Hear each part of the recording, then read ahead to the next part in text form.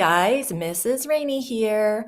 Just wanted to go over this week's lesson with you guys. It's actually this week and next week. It's another 2-week lesson. I'm just going to keep it the same for art. We're going to do these 2-week lessons all the way through the rest of the year.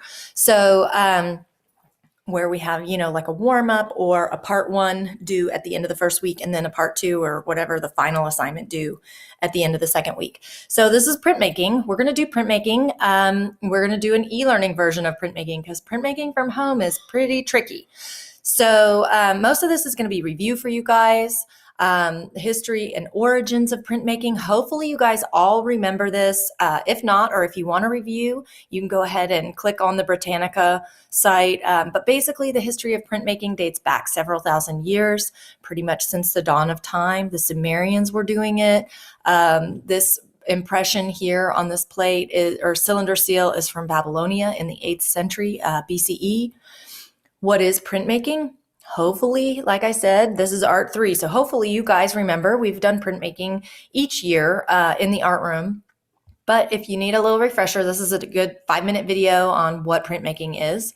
But basically, in a nutshell, there are 4 main types of printmaking. There's the relief, intaglio, lithography, and silkscreen. So for e-learning, though, we are going to explore the oldest and less common form of printmaking that we would typically do at this age and at this stage of the art room. But I found some really cool ways to do it, and I'm actually really excited about it, and I hope you will be too.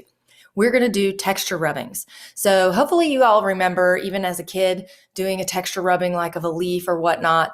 It's that same basic premise. But first, I have to review all of our fancy art words for printmaking. So descriptions of the printmaking processes are intaglio. Intaglio usually involves metal plates and acid. The ink is rubbed onto the plate and wiped away so that ink only stays in the grooves of the plate. Under pressure of a press, the ink is forced out of the plate and onto the paper. Then there's lithography. In lithography, areas of stone or metal plates are treated so that ink will be retained by certain areas. Relief printmaking, that's the printmaking that you guys have done with me in the art room. Relief printmaking is when we carve into a block of wood or linoleum or styrofoam. I love to use those styrofoam blocks. And we cut away the image from the block. And then the remaining surface gets inked and pressed onto paper. So the relief basically carves away, and then what's left in the relief is what gets printed. When we screen print, you guys probably all know what this is, but don't really realize it. Screen printing is ink forced through a screen and onto paper by a squeegee, or it doesn't have to be onto paper. Typically, when we're doing screen printing, or some people call it silk screening, we're creating t-shirts. So if you have a t-shirt with a pattern on it, chances are it's been put through the screen printing process. All right, money, money, money. I know I've played this video for you guys every year in the art room about intaglio printmaking and the intaglio artists who come to our money factory in Fort Worth. So I'm not going to play it now, but if you want to go back and watch it, artists are responsible for designing and updating our nation's money. It's actually quite neat that we have such a vital role as artists in at a national level and with something as important as money or currency. So I love that. It's amazing. If you ever want to go to the money factory, the intaglio artists come typically twice per year, and they put on demonstrations at the money factory in Fort Worth. And there are only 2 money factories in the entire nation. So it's kind of a pretty big deal when they come in and do that. And it makes for a great kind of family field trip. So I took my son a few years ago, and we were both totally blown away. It was fascinating. All right, now on to the good stuff. Texture rubbings and printmaking. Rubbing is one of the most universal and perhaps the oldest of the techniques used in printmaking. Rubbings are made by carefully pressing paper onto a carved or incised surface so that the paper conforms to the features to be copied. So in this picture here, you can see it looks like they did like maybe a comb, paper clips, binder clips. This right here looks like maybe string. String actually makes a great thing to put underneath your paper because you can turn it and manipulate it any way you want. And it looks like they did this with maybe a big fat black crayon here. So this is a video of me creating texture rubbings. I used all sorts of different random objects that I found around my house and created some texture rubbings that way. I highly recommend you watch this video. Printmaking tools.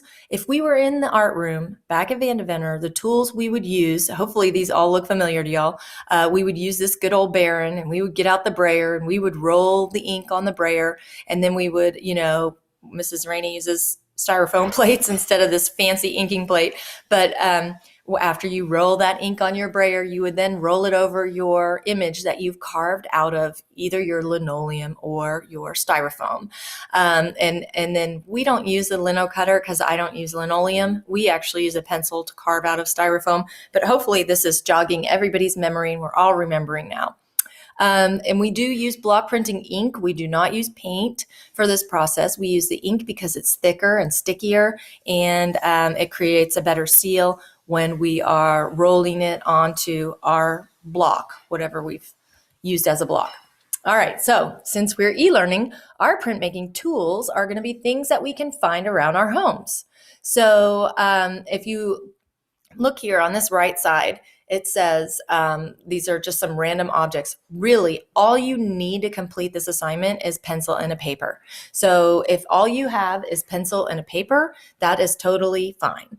But if you have any of these other supplies, like crayons or colored pencils or a black colored pencil, or you can even do a white colored pencil, rub over some, cardboard or whatever, and then watercolor around it. And that can be really super neat.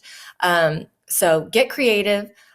Just think of different ways that you can be creative. And then on this left side here, this image on the left, those are my random items that I found laying around my house. I found coins, paper clips, a Lego piece, a medal from a marathon that I ran, some cardboard. If you peel away that top layer of cardboard, that thin layer of cardboard, it leaves this corrugation or this kind of ridged piece on it, and you can lay your piece of paper over that and then color over it with a pencil and get a nice, neat texture.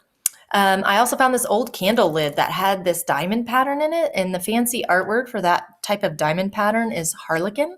So I love a good harlequin pattern. Anyway, I thought that was so neat. So anything at your home, you can do all sorts of fun stuff with. So this is not mandatory. This DIY texture rubbing plate is totally optional. But if you have, an old food box, I used a cracker box here. If you have liquid glue, you can draw out a picture or a scene, or you can just do random designs. And you can create your own rubbing plate, which is actually kind of cool, right?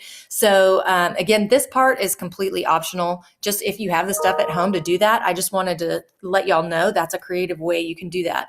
These are some texture rubbing examples. When we get to the end of week 1, this is basically what's due for part 1 of your assignment. I want to see for Art 3, 5 different examples of textures and texture rubbings.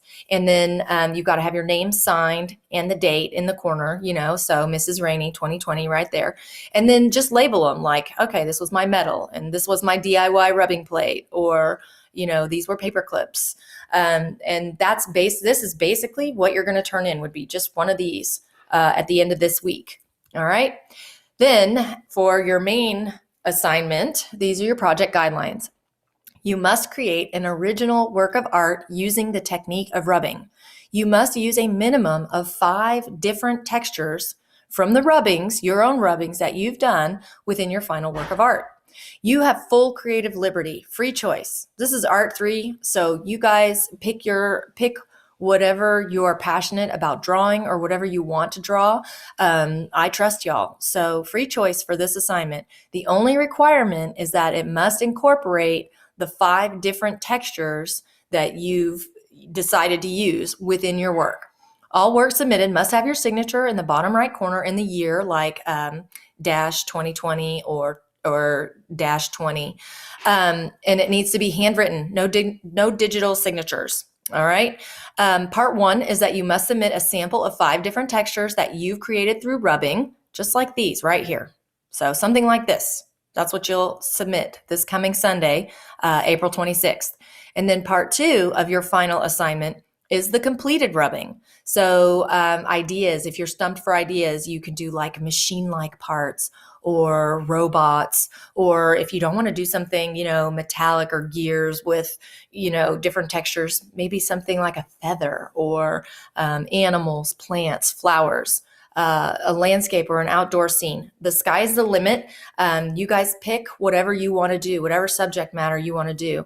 The final work of art will be due Sunday, May 3rd, before 11:59 p.m. So you might be going, oh, what are some examples?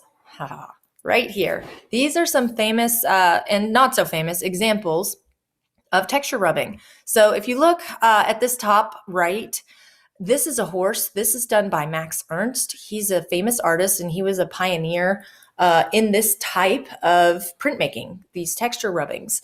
And you can see here, it looks like he used a comb for the ribs. I mean, how clever is that, right? And then I can tell that he used a string for the head and just shaped it how he wanted. And then I'm not sure what he used for these other areas, but fascinating, right? This robot here in the middle, this is another famous artist. She's actually a present day artist. Max Ernst was during the 50s, I believe, in surrealism. And then this artist who did this blue robot, she is known for doing these works of art that are very mechanical and robotic in nature, almost like hard or cold looking. And she takes like old cassette tapes and coins, and she just creates these really whimsical, abstract texture rubbing prints.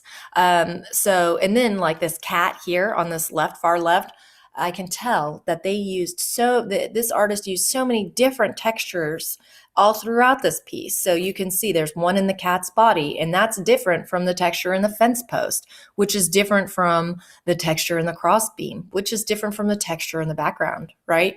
And the texture, for the sun rays. So don't be afraid to use color. If you have colored pencils, I put this example down here of these leaves. This is a nice abstract kind of, leaf print here. But I would love to see you guys try to, create something. This portrait on the bottom right of a girl who is wearing the hat, I can tell they use some eraser techniques to erase out some of their areas. And they changed up. This looks like almost the same texture, but maybe changing up the direction of it and the hardness, or maybe they used charcoal and graphite.